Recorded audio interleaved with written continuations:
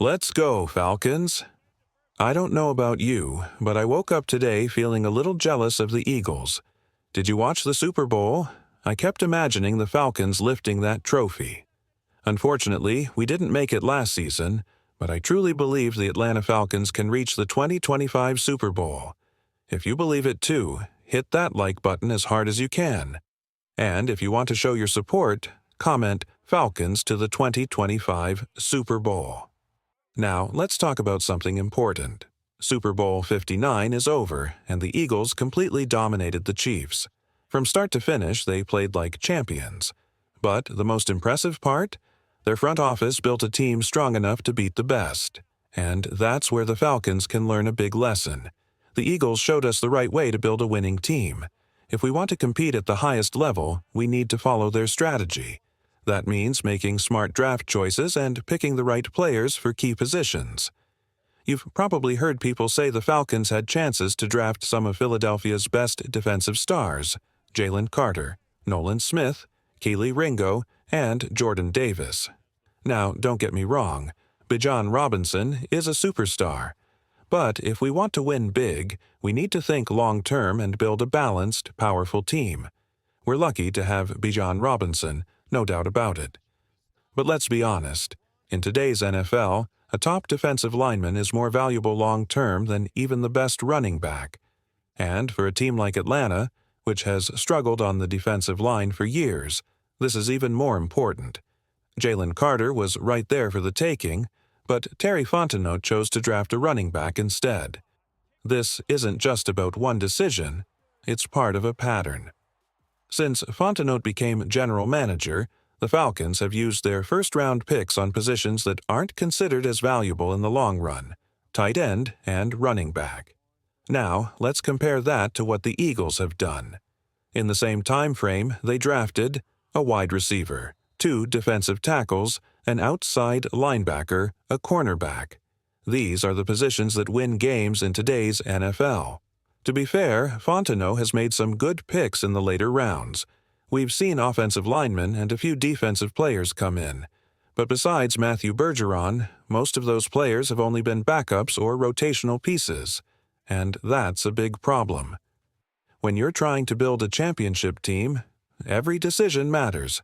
And here's where things get even trickier. Can Terry Fontenot really identify top-tier talent? That's a serious question.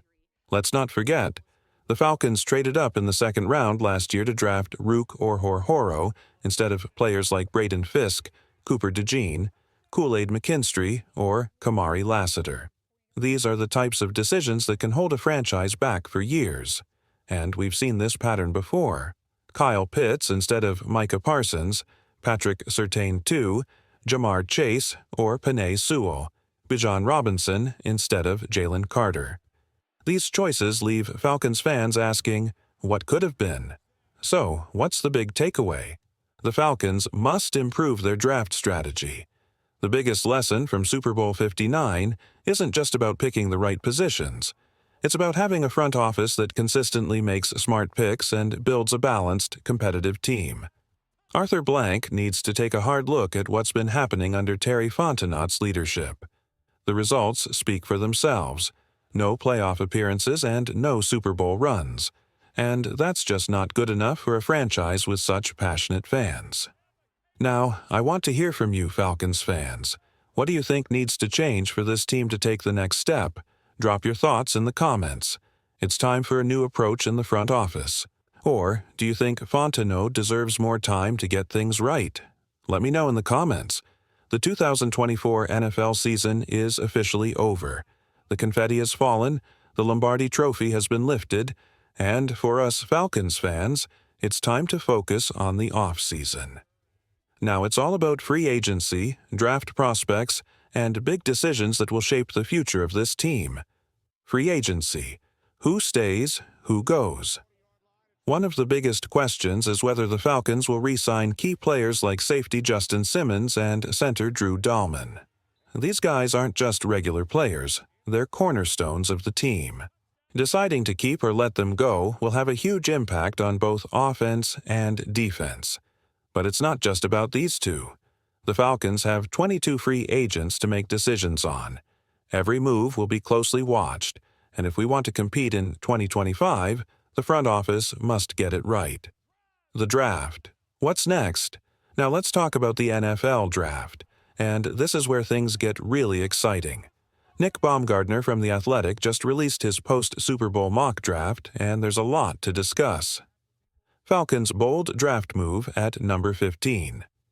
According to Nick Baumgardner from The Athletic, the Falcons are making a bold move in the draft. At number 15 overall, he predicts they will select Texas A&M edge rusher Shemar Stewart. Stewart is an exciting prospect, to say the least.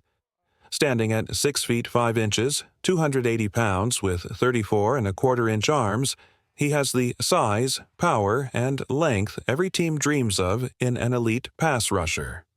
Baumgardner describes him as having a great mix of speed, strength, and reach, making him a potential top 10 talent.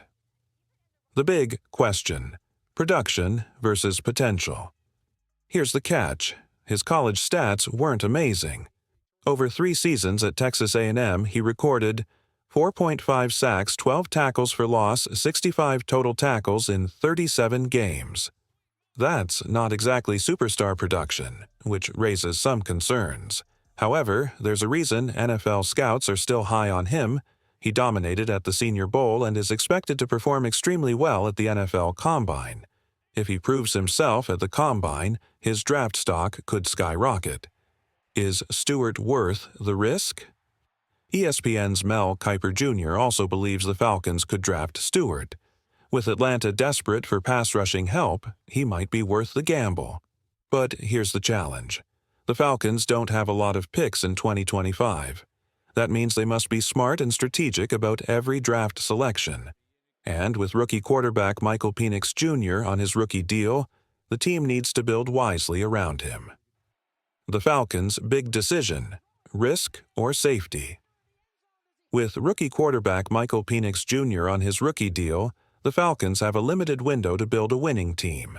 That means every draft pick needs to count. And that brings us to the big question. Should the Falcons take a risk on Shemar Stewart, or go for a safer, more proven prospect? There's no easy answer. On one hand, Stewart could be the dominant pass rusher we've been missing for years. On the other hand, his lack of college production might mean he's not ready to perform at the next level. One thing is for sure. The Falcons' front office has some tough decisions to make this offseason. From free agency to the draft, every move will shape the future of this team. Now, it's your turn, Falcons fans. Should the Falcons re-sign key players like Justin Simmons and Drew Dahlman? Or is it time to move on? Is Shemar Stewart worth the risk at number 15? Or should Atlanta pick a safer player? Drop your thoughts in the comments below. And don't forget to like this video and subscribe.